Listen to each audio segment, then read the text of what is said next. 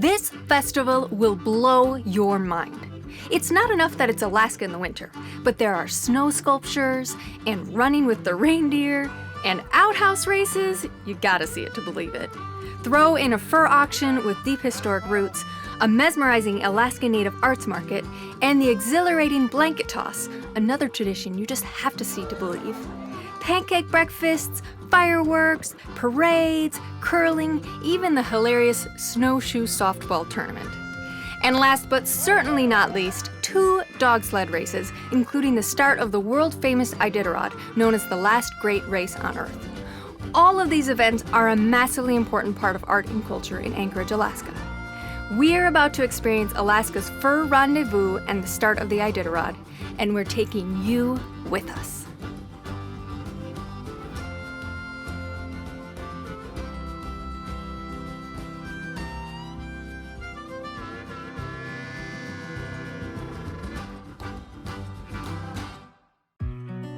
This is planet Earth.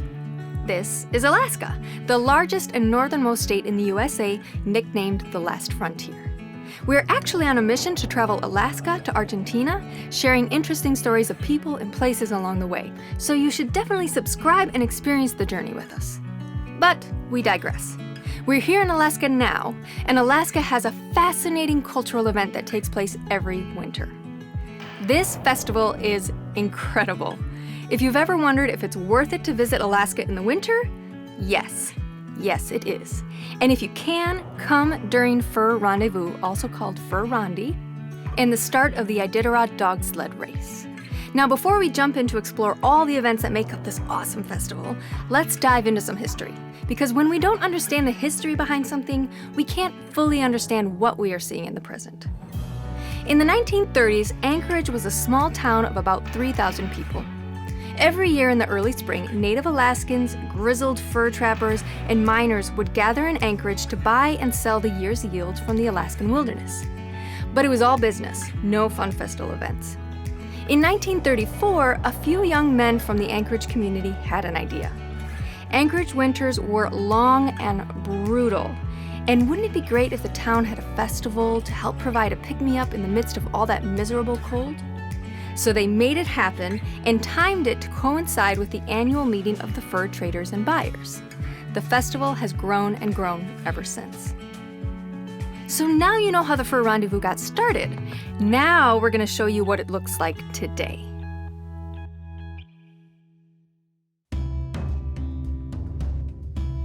The Fur Rendezvous lasts for 10 days and includes a ton of different events all happening at the same time. We'll start with art because, well, we are art. We there yet? The Alaska State Snow Sculpture Competition is so cool to see. Sculptors from across Alaska and the world convene in Anchorage to create incredible works of art from giant blocks of compressed snow. There are 5 divisions in the competition: individual, family, schools, corporate, and 3-person. Each division will have 1 winner. Each team is given a single 8 by 8 by 8 foot block of compressed snow, and their sculpture must be carved only using hand tools. No power tools allowed.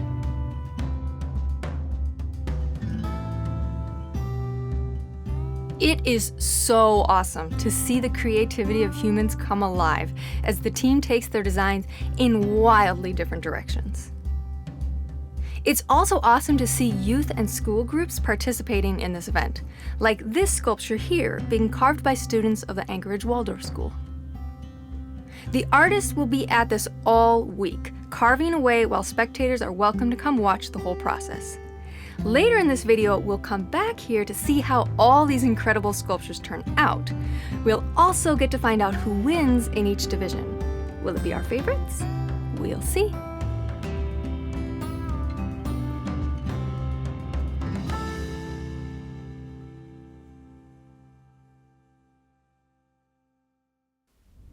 While we're on the subject of art, the festival also includes an incredible native arts market.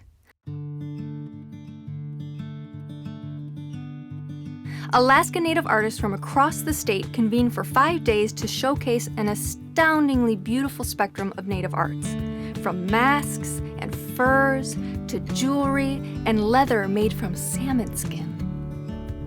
It is no small feat to get from rural Native Alaskan villages to Anchorage. For most of the artisans here, it took many flights and thousands of dollars to get themselves and their artwork here to the market. We may have snagged a little piece of beauty for our Bobby Bus. With 200 square feet of space, we really don't have room to spare, but this is a special event with one-of-a-kind works that you can't just get anywhere at any old time.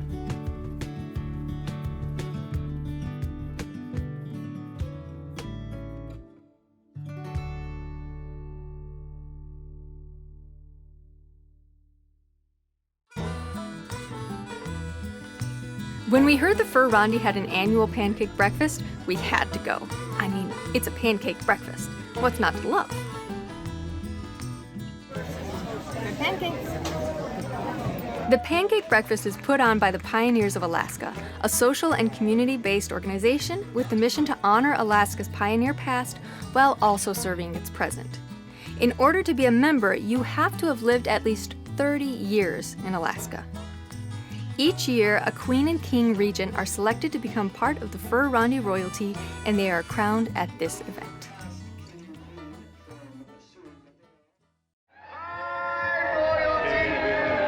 We have Lady Trapper and Lord Trapper. We have the Queen. We have 2 princesses this year, as we do every year. Next up is the Frostbite Footrace. Here is where you start to see the goofy and fun-loving side of the Fur Rendezvous. It takes a certain type of person to live in a place with 7 months of winter and temps that stay consistently below freezing. Cabin fever is a real thing here. The Fur Rondy provides an outlet for getting out of the house, getting together, and having a lot of fun doing so. I mean, if you're gonna put on a race, why not have it be in costume? 3, 2, 1, go!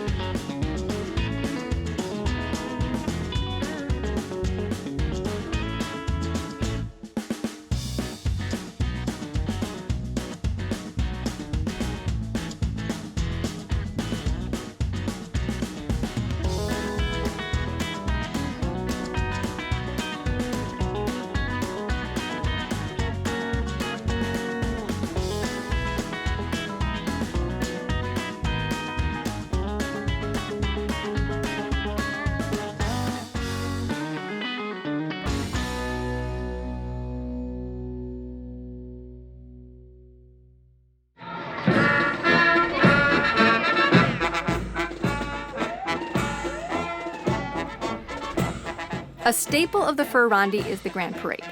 Snaking through downtown Anchorage, the parade is a delightful mix of past and present, paying tribute and playfully poking fun. Community organizations, schools, companies, government agencies, and the military all parading down the streets of Anchorage together.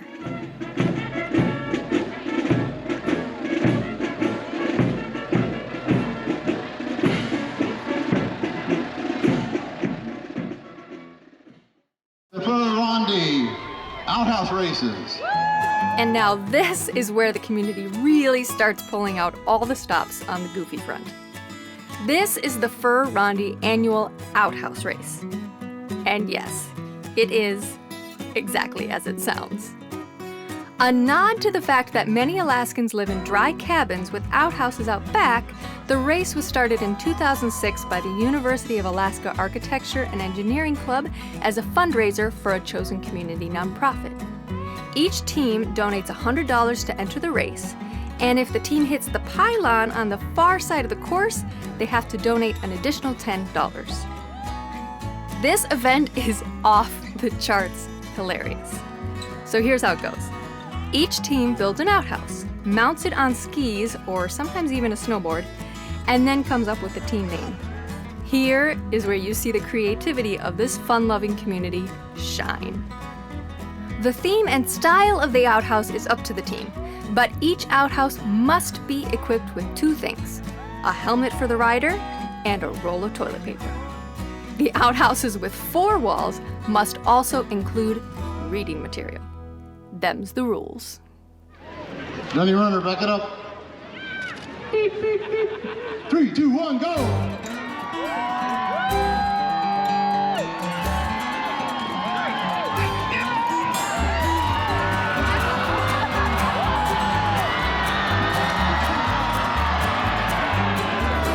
Nicely done, big job. 3, 2, 1, go!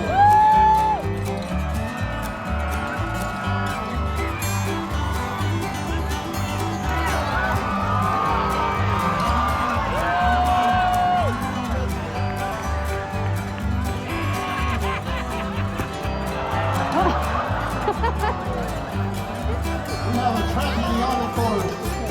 We need a poopy land. That's a serious issue.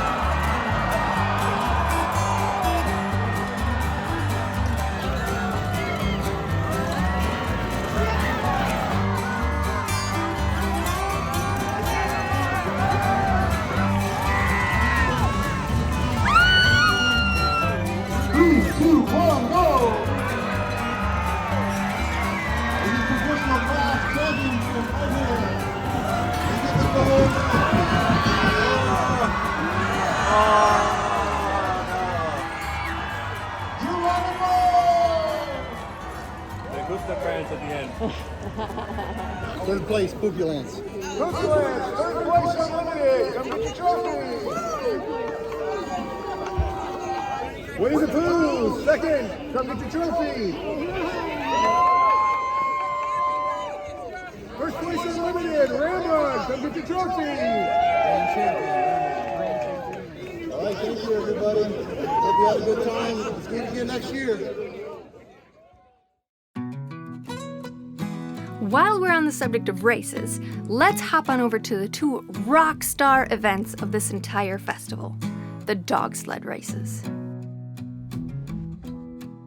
There are actually 2 dog sled races that coincide with the Fur Rendezvous.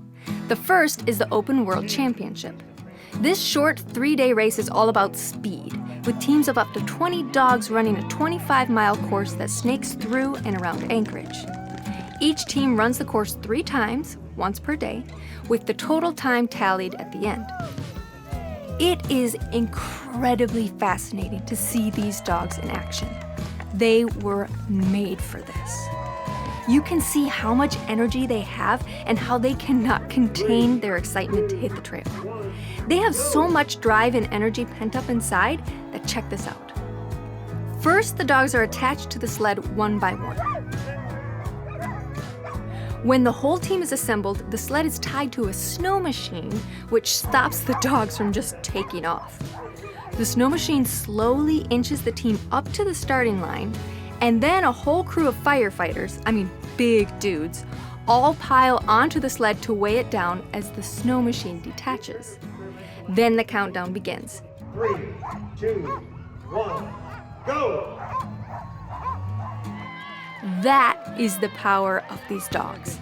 That is how much they love this work. They were made for this. Now, while the Open World Championship is all about speed, the Iditarod is another beast entirely. The Iditarod is all about stamina and teamwork between the dogs and the musher. It is also about history and tradition.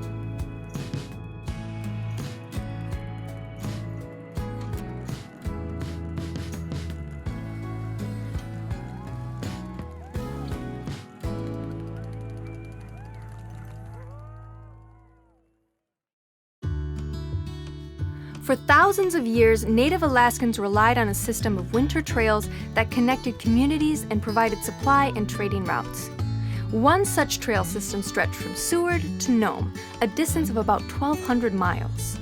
The trail reached a whole new level of use in the late 1800s and early 1900s with a surge in fur trading and a gold rush in Nome. Now, during the summer months, Nome sent and received mail and supplies via steamship. But in the winter, when the bay becomes icebound, all goods in and out had to be transported by dog sled. In January of 1925, a diphtheria epidemic struck Nome, threatening to wipe out its entire population. Life-saving antitoxin serum was located 1,000 miles away in Anchorage. But Nome's bay was icebound, and sub-zero temperatures made flight impossible due to the open cockpit of airplanes in those days. So Nome's only hope was a team of mushers and their dogs who pulled off one of history's most epic relays. Each team braved harrowing conditions, with wind chills dropping past 80 below to pass off a single box of precious cargo from team to team. 20 pounds of antitoxin serum. In one leg of the relay, musher Leonard Seppala and his team crossed the glassy ice of Norton Sound as it was breaking, and only made it safely to the other side because of the leadership of Togo, the team's lead dog. You might have heard the name Balto as well. Balto was the lead dog that led the final relay team into Nome, finding the trail by scent alone, as conditions were so poor that following the trail by sight was impossible. That epic tale is burned into the memory of the Alaskan dog sled history, and was just one of the reasons that in 1973 efforts were made to create a race that celebrated and honored this integral piece of Alaskan history and culture. The aim of the Iditarod race is to preserve the Iditarod Trail and to keep alive the tradition of mushing and dog sled culture.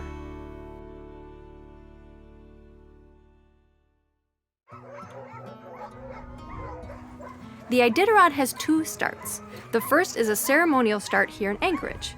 This start is for the cameras and the crowds, and to celebrate the start of the race in a place that maybe can accommodate more people.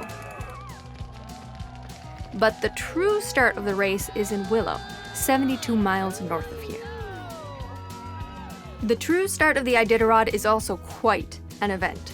Folks pitch tents, set up lawn chairs, and even make campfires on either side of the course, which is pretty crazy given that all of this is taking place on top of a frozen lake.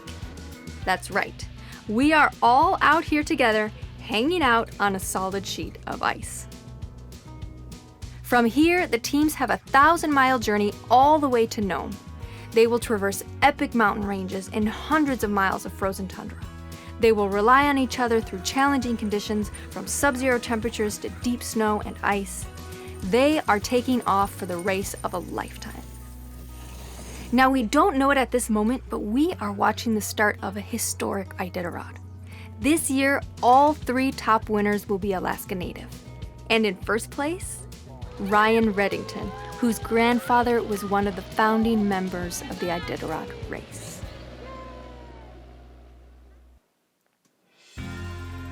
Another delightfully hilarious part of the Fur Rendezvous is the running of the reindeer.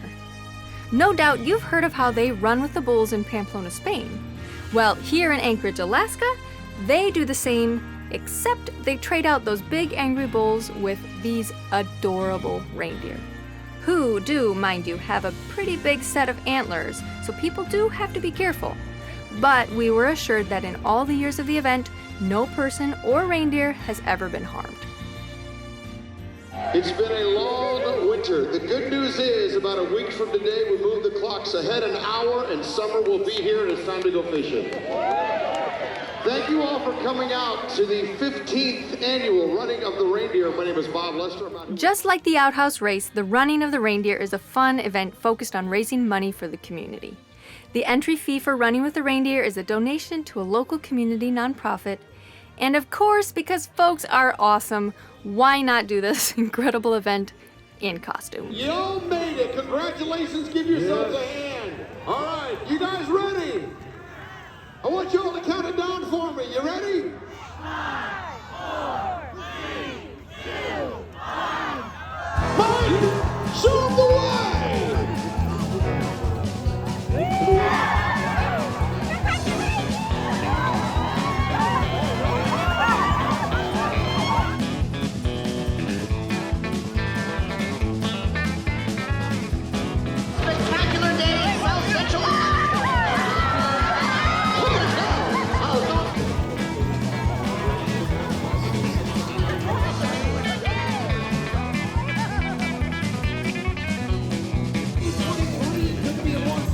spectacular day in South Central Alaska. That's a freaking Reindeer.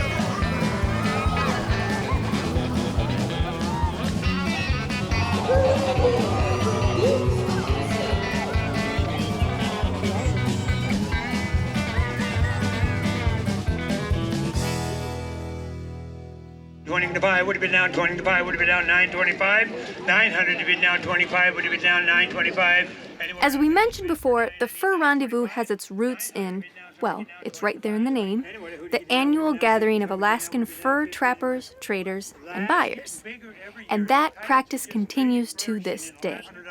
Here at the fur market, trappers from across Alaska are here to sell the year's yield to eager buyers. It's interesting to see that many of the trappers are actually teens, young men and women who trap throughout the year, then come to sell their furs at auction to cover education expenses. It's easy to witness this event and immediately judge the practice of trapping and selling fur. But it's important to keep an open mind and understand that living from the land has been part of the history and culture of this region for thousands of years. $830. Last call. $830. One more time. One more time. Sold $820 right over here. Thank you. Appreciate that very much. Great bidding. Wait. We need some strong men on that side. And on the subject of tradition and culture, there is a fascinating practice here on display during Fur Rendezvous, and that is the blanket toss.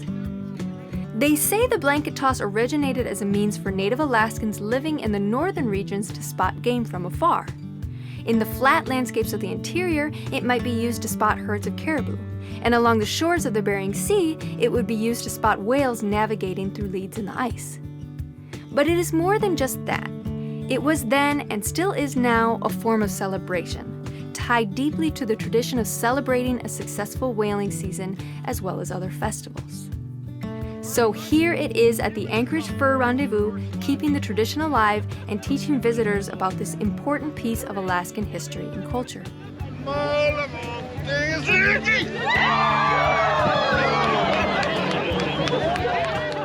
The blanket itself is made from multiple bearded seal or walrus skins sewn together, along with rope handles all the way around.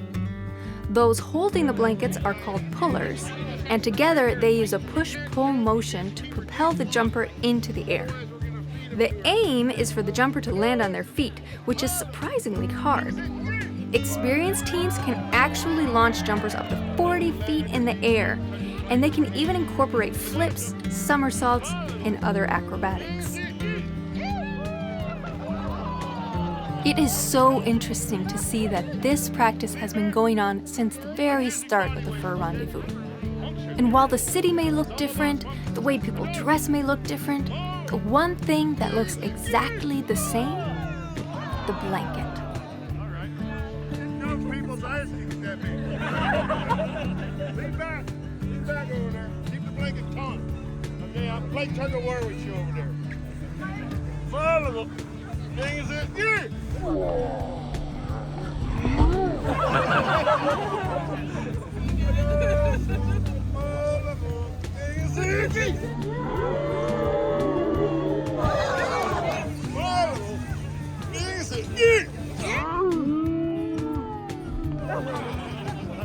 That's fun. Third one, and then you go down and pull. Keep your balance first. Look at something over there like a Ferris wheel. Here we go. Easy. You can use your arms to help you. This is good right here. Don't go any harder than this. My level thing is it. Give.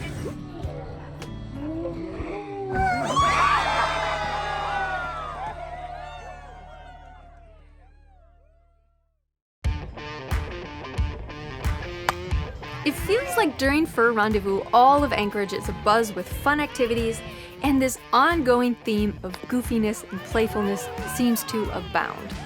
Like here at the Snowshoe Softball, an entire softball tournament played, that's right, on snowshoes. Hilarious is just about the right word to describe this one.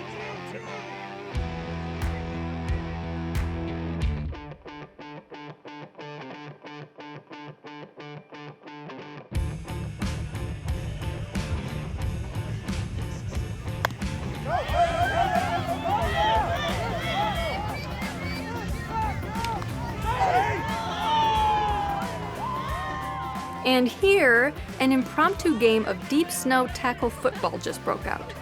You can't be a spectator here without cracking up. I mean, really. Folks here in Anchorage are just awesome.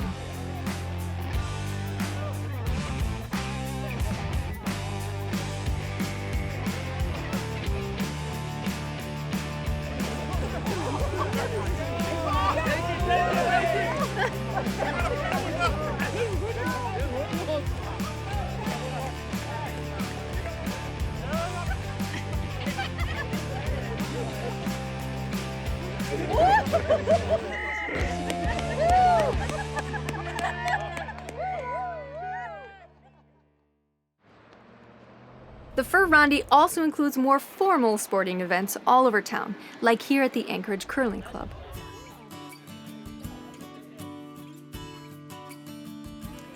Now, neither Jose or I have ever seen curling in action, and it's really interesting to watch a few games play out. We don't entirely understand the rules, but what we can see very clearly is that this is a game that brings people together.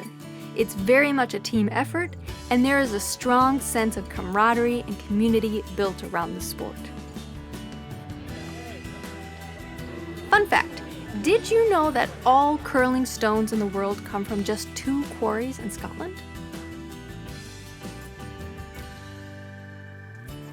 And what festival would be complete without a fireworks show? And not just any show. The Fur Rendezvous Fireworks Extravaganza, as it's called, is the largest fireworks show in the state. That right there tells you just how big of an event the Fur Rondy really is in Alaska.